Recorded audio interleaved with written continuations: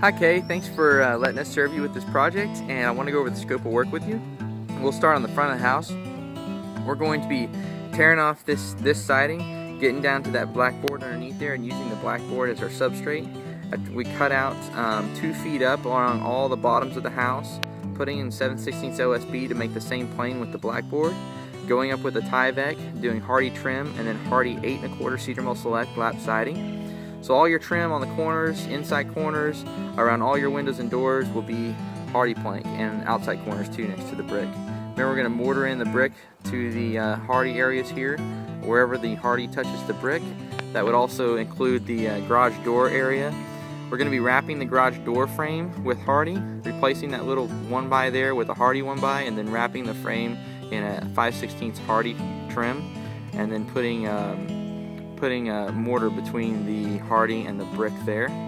Now where you have these leaf guard gutters, we're going to have to leave the leaf guard Belden gutters up, but there's a little lip underneath the gutter where the fascia is, and we can actually install Hardie fascia over that lip right there, have it hanging down the 1/4 to 1/2 inch like we talked about on the fascia overlay, and then sealing it to the gutter all the way around in this area so that we don't have to remove this gutter because they're Belden leaf guard gutters.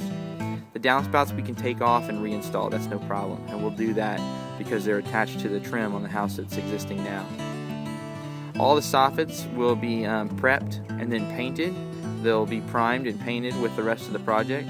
Your fascia on the house will have a fascia overlay on it. We'll have to take the metal drip edge off, that's a DL style, put the 5/16 fascia on it after making all necessary repairs, and then installing the fascia overlay and installing new DL drip edge and getting ready for paint.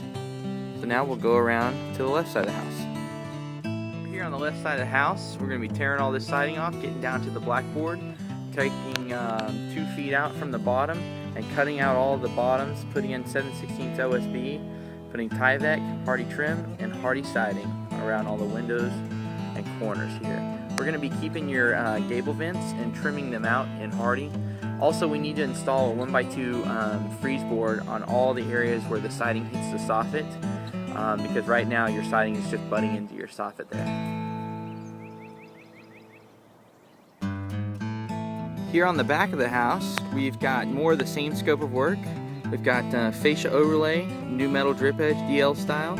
We've got tearing off the existing siding, getting down to the blackboard that's behind for the substrate, cutting out the bottom 2 feet along the bottoms, and then going up with 7/16 OSB, Tyvek moisture barrier, Hardie trims around door, windows, corners, and up there by the soffit for a freeze board, and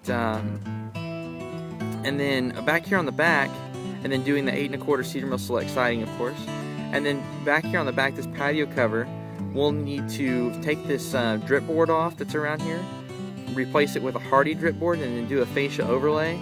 And then we're going to be coating all this patio cover area and all the posts to her preference.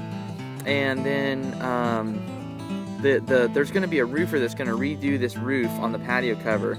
So after the construction's complete is when I would suggest to have the roofer come in and do the roof, because he's going to be replacing some decking. So then when we're down to our paint process, we can paint all of this area underneath here, and it'll be the new material that has been installed when the roof was taken care of. Because right now we've got a standard shingle, and it's too narrow of a pitch, so it's too flat of a roof. So they're going to go on with a metal roof, and it's going to have an integrated drip edge on it as well. This is where that window is. This is going to be a right hinged Andersen Series 2 white on white casement window that we need to replace here because the customer was not satisfied with the meeting rail in the center, staring out of the kitchen, not being able to look at the birds and things like that. So we're going to replace that, and I measured it to where we can just butt up right against her existing tile and do a little build out on the trim on each side of the window. On the right side of the house, same scope of work, tear off the siding, get down to the blackboard, cut out the bottom 2 feet, put in 7/16 OSB, put up the moisture barrier, do Hardie trim, and then Hardie 8 1/4 cedar mill select. But on this side we've got a lot of wires that we need to hide behind the wall. So let's cut out a strip and hide these wires in there. And then there's a Time Warner box over here that we just need to take off and get rid of. There's a couple white cables coming out of that Time Warner box that aren't going to anything that we can get rid of too. We'll take the meter box off the wall, put the Hardie siding behind it, and then put the meter box back on the wall. Your vent will stay, and we can trim around that vent with Hardie trim. And then here again you can see a real good picture where we need that freeze board to dye the Hardie siding into. So we'll be installing a 1x2 right up next to the soffit. And over here is some significant rot on the fascia. You may find some other spots around the house that need to be repaired too before we do our fascia overlay, but I know I've seen this one was pretty obvious. So that's the right side. Thank you again, Miss Kennon. It's going to be a great project. Thanks for letting us serve you with it. And we'll see you after everything's said and done. Bye-bye.